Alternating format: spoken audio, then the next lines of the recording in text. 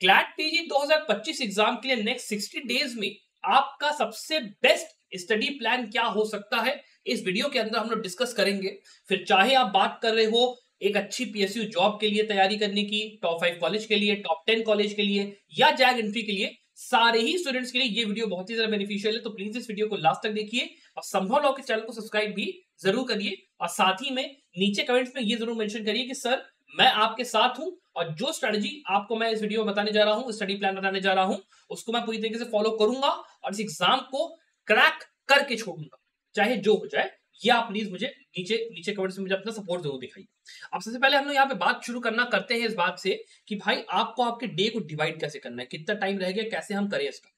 देखो यार, आपका जो दिन है ना वो शुरू होता है करीब, आप समझ लो सुबह सुबह शुरू होता है। तो आप में से कई लोग हैं जो कि 6 बजे उठ पाते हो, कुछ लोग हैं जो कि 8 बजे उठ पाते हैं, 9 बजे उठ पाते हैं। तो उस चीज को आपको थोड़ा सा चेंज करना पड़ेगा। चेंज इन द सेंस कि आप सुबह 6 बजे उठने की यहाँ पे कोशिश करिए, because this is called as the golden time.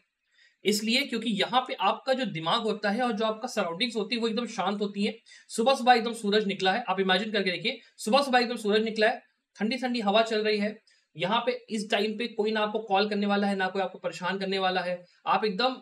अभी अभी सुबह उठे हो, दिमाग एकदम पीसफुल,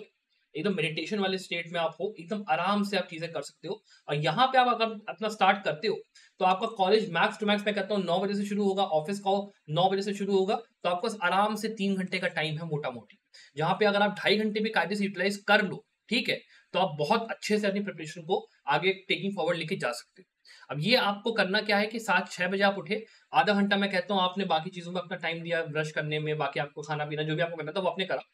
आप उसके बाद बैठ जाइए पढ़ाई करने। वहां पे कोशिश आपको क्या करनी है, सबसे पहले आपको इन एसेंशियल सब्जेक्ट्स सबसे पहले देख के चलना है, ठीक है। इन एसेंशियल सब्जेक्ट को मैंने यहाँ पे बेसिकली 4 पार्ट्स में डिवाइड करा है और इन सब्जेक्ट्स को आपको कैसे पूरी तरीके से पढ़ना है वो मैं आपको इस वीडियो में पहले अभी समझा देता हूँ। आप पहले के जो 30 डेज हैं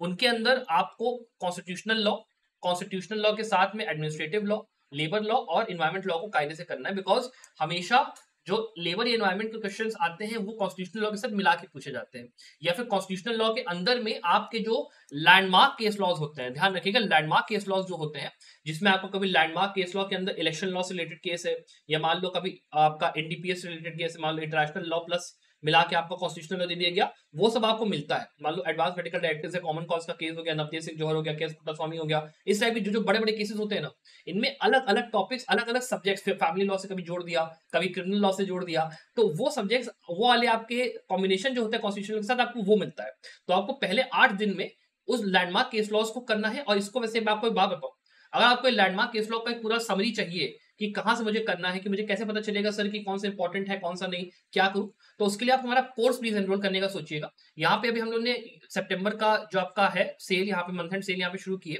जहां पे आपको केवल 3000 रुपीज में, मतलब 2999 में यहाँ पे आप लोग पूरा आपको कंप्लीट जो आपका केस लॉ मटेरियल है, आपका landmark case law, recent case law, पिछले 5 साल के पूरे पूरे वो आपको दे रहे हैं। अलॉन्ग विद दैट आपको पूरा 50 फुल लेंथ मॉक पेपर्स मिलते हैं, सब्जेक्ट वाइज मॉक पेपर्स मिलते हैं, सब कुछ मिलता है। और इस वीडियो के अंदर मैं जो बातें यहाँ पे कर रहा हूँ, इस कोर्स के थ्रू अगर आप जाते हो, 3000 का केवल कोर्स है, आप जाते हो आराम से आके प्रिपरेशन हो सकती है। और अगर आप इसके साथ ये भी चाहते हो कि जो सब्जेक्ट्स मैं आपको कह रहा हूँ पढ़ने के लिए, कि ये सब्जेक्ट को आपको इतने दिन में करना है, कैसे करना है, उसके पूरे पूरे वीडियो लेक्चर्स और उसके सब्जेक्ट नोट्स आपको पूरा यहाँ पे मिल जाएगा केवल 4500 में। वो वाला कोर्स भी आपका अवेलेबल है, कंप्लीट प्रिपरेशन कोर्स है उसका नाम। और इस वाले का नाम आपका CLAT PG case law summary plus mock test series का ये कोर्स है, आपका 2 कोर्सेज है। तो स्टूडेंट्स अगर आपको चेकआउट करना है आप जरूर से देखिएगा, मंथ एंड सेल में यहाँ पे सितंबर के एंड तक 30 तक ये सेल आपका रहेगा, तो इसको चेकआउट कर सकते हो। अब इसमें फायदा आपका वही है कि लैंडमार्क केसेस का आपको हमने पूरा 110 115 केसेस 120 केसेस का पूरा लिस्ट दे दिया, वो लिया, आपका सारे सब्जेक्ट के साथ इंटरकनेक्ट करके कॉन्स्टिट्यूशनल लॉ को आपने पढ़ा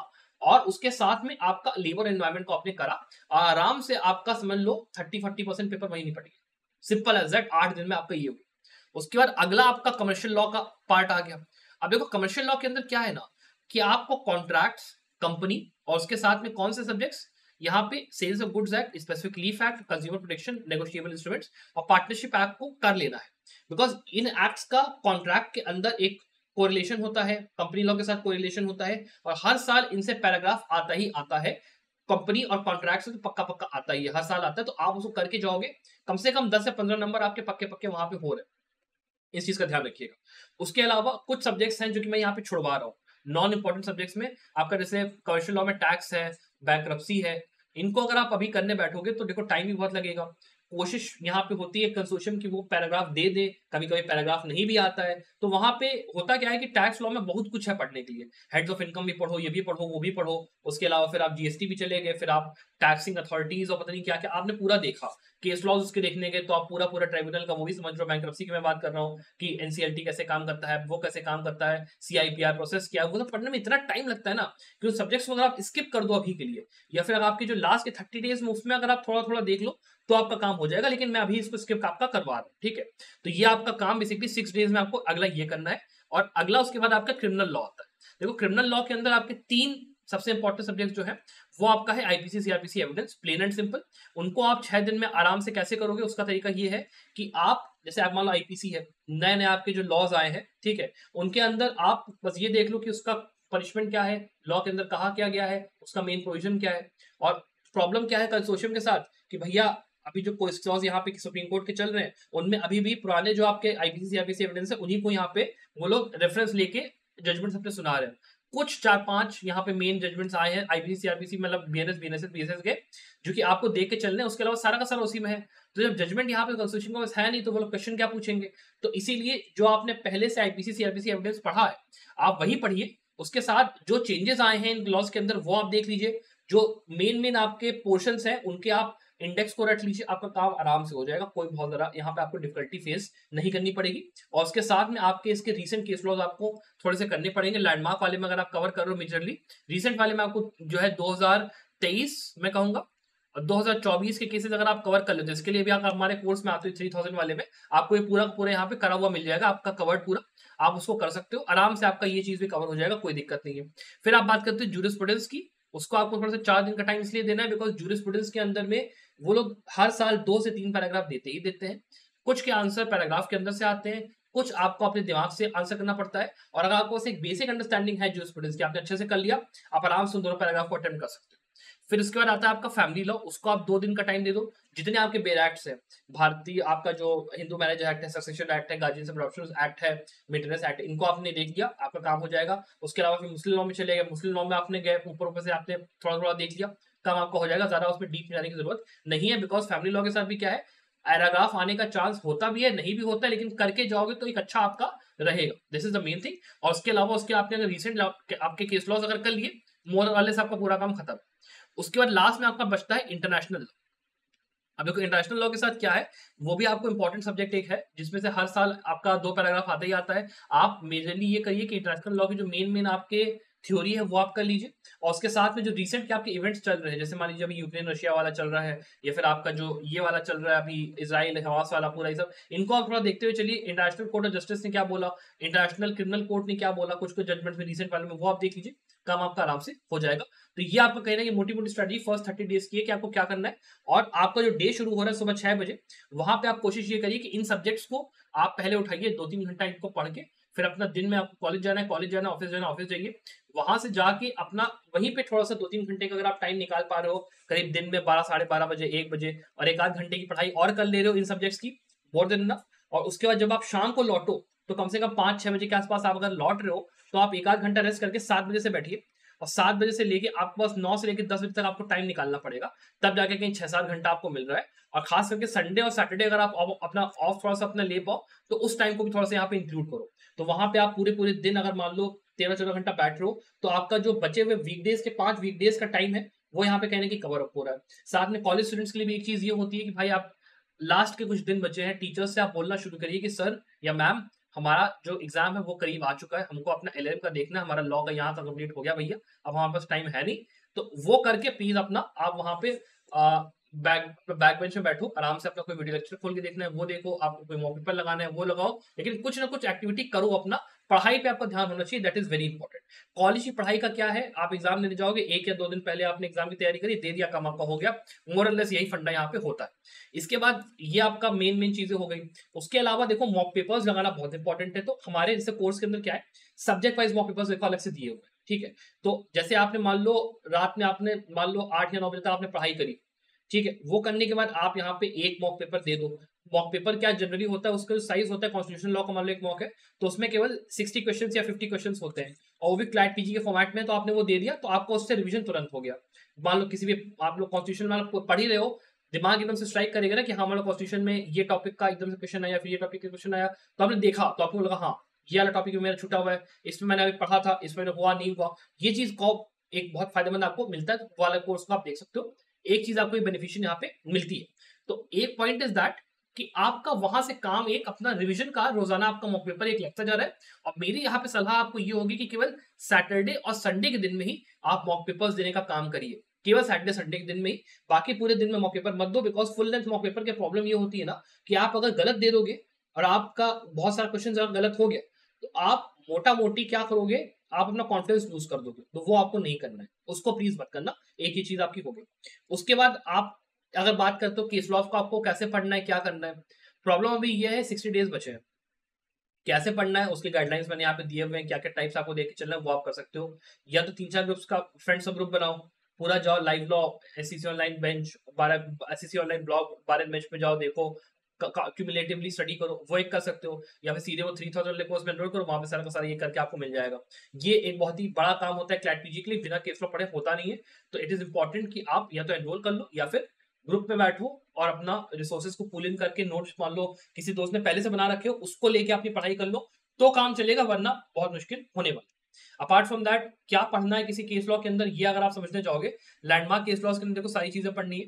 नेम, कोरम क्या है, उनके ओपिनियंस क्या है, रेशियो डिसरेंडाई जो जो जज ने दिया है वो पूरा करना है, कौन कौन सा डिसीजन यहाँ पे रेफर किया गया, ओवररूल किसको किया गया, लैंडमार्क कौन सा था वो पूरा देखना है। उस पर्टिकुलर जो केस है उसके पहले लॉ की पोजीशन क्या थी, उस केस के बाद लॉ की पोजीशन क्या है वो पूरा आपको देखना है, कोई प्रिंसिपल या डॉक्ट्रिन अगर यूज किए वो आपको पूरा देखना है। तो ये पूरी चीज आपको देख के चलनी पर्टिकुलर केस लॉ के अंदर। रीसेंट केस लॉ जो आपके आते हैं उसमें केवल आप नेम ऑफ द केस देख लो, जो लॉ इन्वॉल्व हुआ है वो देख लो, और जो मेन रेशियो डिसरेंडाई दिया गया, रेशियो क्या है, जो गाइडलाइन दी है, या मान लो कोई उसमें ऐसा ऑब्जर्वेशन दिया है, ये मान लो उन्होंने उठा के किसी पर्टिकुलर बॉडी को कोई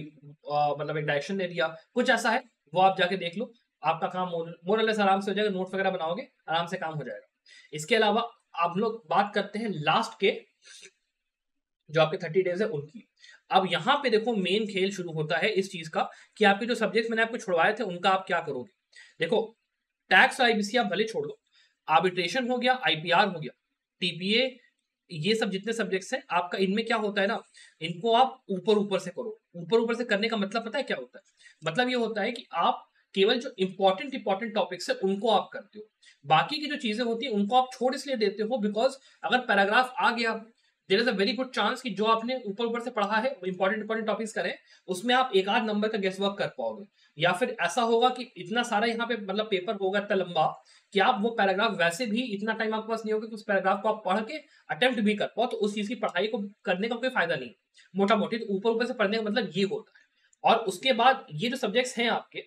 जैसे आपका ये जो यूएपीए के जुवेनाइल जस्टिस यूएपीए से आगे जो शुरू है आपके सब्जेक्ट्स, इनके अंदर आप केवल रीसेंट केस लॉज पिछले 3-4 साल के देखिए, वहां पे आपको इनके लीडिंग केसेस मिल जाएंगे जो कि कोर्ट ने कवर करके चल रही है, या फिर अगर मान लो अमेंडमेंट जितने हुए हैं मान लो पार्लियामेंट ने करे, वो आप देख लीजिए और उन सेक्शंस को देख लीजिए जो कि इन केसेस में कवर्ड है। आपका मोस्टली जो है कंसोर्शियम उसी चीज से फोकस करके ही यहाँ पे क्वेश्चंस देता है, तो आपको बहुत ज्यादा दिमाग आपकी खराब करने की जरूरत नहीं है कि यार मैं ये कैसे करूं या फिर मैं ये कैसे करूं। प्लेन एंड सिंपल सी बात है। सेम चीज टीपीए के साथ भी है, सेम चीज इंटरप्रिटेशन इंस्टीट्यूट के साथ भी है। ये आपका एक पूरी बात हो गई, और ये जो काम आपको है वो आपका थोड़ा सा लास्ट के जो 30 डेज आपके पास बचे हैं यहाँ पे उनमें आप करो। पहले के जो 30 डेज है उनको प्रॉपर अपना जो सिलेबस कवर करने का काम है मेजर सब्जेक्ट्स का वो करो, जिनमें आपको पक्का पक्का पता है कि ये सब्जेक्ट आने वाला है। बाकी जो टाइम है वो इन सब्जेक्ट्स को दो, और इसके अंदर फिर आगे आप ये करो कि एटलीस्ट 2 मॉक पेपर्स एक दिन में देने की कोशिश करो, और एटलीस्ट जो है हर मॉक पेपर पे 3 घंटे का टाइम दो, कि 2 घंटा देने में लगा और 1 घंटा उसको रिवाइज करने में लगा। ठीक है, उससे आपको पूरा एक ओवरव्यू मिल जाता है कि हाँ भाई मैंने पेपर दिया, धीरे धीरे करके मेरा दिमाग उस चीज के उसमें आ रहा है, यूज टू उसमें हो रहा है कि हाँ भाई पेपर का पैटर्न ये होता है, मेरे को तैयारी ऐसे करनी है। और खास करके अगर आप पीएसयू की प्रिपरेशन कर रहे हो तो जितने मॉक पेपर दे सकते हो उतना आपके लिए कम है, जितने मॉक पेपर दे सकते हो उतना कम है, इसीलिए आपको मिनिमम 50 मॉक पेपर्स तो रख के चलने चाहिए कि मतलब 30-40 में अगर दे भी दो तो भी मेरे पास मॉक पेपर खत्म ना हो। ये आपको एक टारगेट रखना चाहिए। अकॉर्डिंगली हर दिन आप ये भी कोशिश करना कि 2 से लेकर 4 के बीच में आप एक मॉक पेपर लगाओ, बिकॉज जो पेपर आपका होता है वो आपका 2 से 4 के बीच में होता है, तो उस बीच में आपका दिमाग एकदम सॉलिड एकदम वो हो जाना चाहिए कि भैया ना मेरे को भूख लगे, ना प्यास लगे, ना मेरे को कोई और अपना दिक्कत हो उस चीज़ का, ना मेरे को कोई दोस्त से मिलने का मन करे, चाहे मेरे को कॉल है, कुछ ना हो, बस मेरा दिमाग एकदम एग्ज़ाम देने पे हो। ये एक बहुत ही इंपॉर्टेंट प्रैक्टिस है जो कि आपको अगर अपना सेट कर लेते हो तो बहुत अच्छा एक रहता है। और उसके लिए आप हमारे कोर्सेज़ में अगर एनरोल्ड हो तो वहाँ से आपको बहुत एक एडवांटेज मिलता है। और साथ ही में एक चीज़ ये भी होती है कि मैं खुद वहाँ पे, अगर आप मान लो कभी पैनिक कर रहे हो, कभी डाउट में आ रहे हो, कोई चीज़ है, तो मैं वहाँ पे जनरली आपके पास रहता हूँ। आप ये चीज़ देख सकते हो, काफ़ी स्टूडेंट्स हैं मेरे साथ हमेशा ऑन कॉल कनेक्टेड रहते हैं। मैं हमेशा खुद वहाँ पे गाइड करता हूँ कि कैसे तैयारी करो, क्या करो, अगर मान लो डाउट आ रहा है, कुछ हो रहा है, I am there for their help. मतलब प्रिपरेशन वगैरह में वैसे डाउट सॉल्विंग तो नहीं हम लोग प्रोवाइड कर पाते, लेकिन मोटिवेशन हो गया या फिर मान लो कैसे प्रिपरेशन करनी है, उसके लिए मैं पूरा आपको यहाँ पे हेल्प करता हूँ। तो अगर आपको एनरोल करना है, आप वो भी देख सकते हो। बाकी आपकी स्ट्रेटजी जो थी मेनली डे टू डे की, वो मैंने आपको समझा दी है। स्टडी प्लान क्या है, वो मैंने आपको समझा दिया है। आई होप आपको ये वीडियो पसंद आया होगा। I wish you the very very best of luck for your success. Bye.